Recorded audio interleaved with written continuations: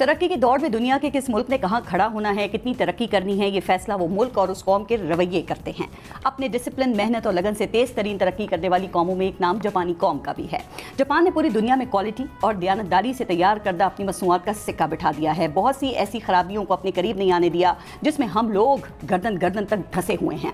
वज़ीर आज़म शहबाज शरीफ ने एक तकरीब में जापानी कौम के एहतजाज का आंखों देखा हाल सुनाया कि जापानी लोग एहतजाज के दौरान भी अपना काम बंद नहीं करते। वो सड़कों पर आने के बजाय मशीनों पर खड़े होकर एहतजाज रिकॉर्ड कराते हैं।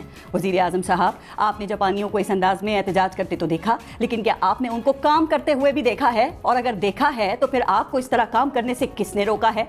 जापान की सरकार में करप्शन इंतहाई कम सतह पर है। ट्रांसपेरेंसी इंटरनेशनल के मुताबिक 180 ममालिक में जापान रैंकिंग में 18वें नंबर पर है और हम करप्शन इंडेक्स में 118 से भी नीचे हैं।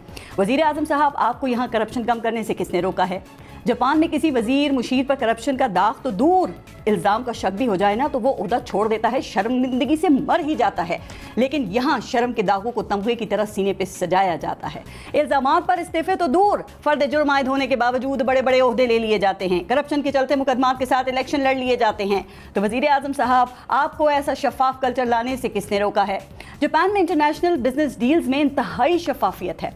वहाँ किकबैक्स का तस्वुर भी नहीं है। वहाँ जो भी डील करता है ना वो मुल्क के लिए करता है। एक एक पैसे की हिफाजत वजीर अपना पहला और आखिरी फर्ज समझते हैं।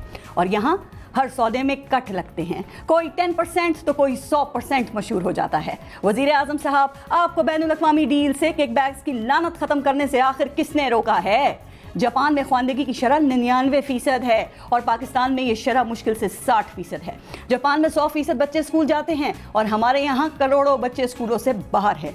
वज़ीर आज़म साहब, आपको पूरे पाकिस्तान को तालीम याफ्ता बनाने और तालीमी बजट में इजाफा करने से किसने रोका है?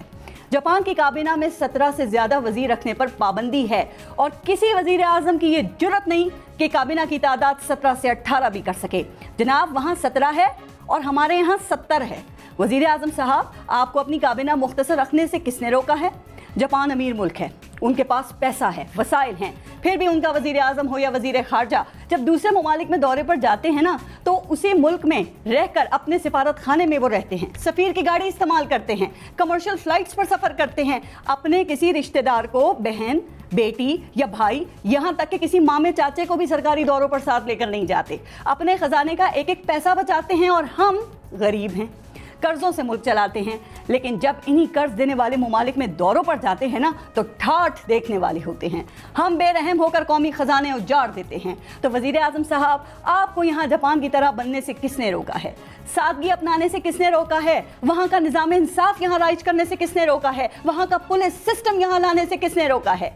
वज़ीर आज़म साहब, आपने 80 की दहाई में जो नज़ारा जापान में देखा उसको यहाँ बताने में 40 साल लगा दिए, तो फिर अमली काम आप कब करेंगे? इस पर सोचिएगा।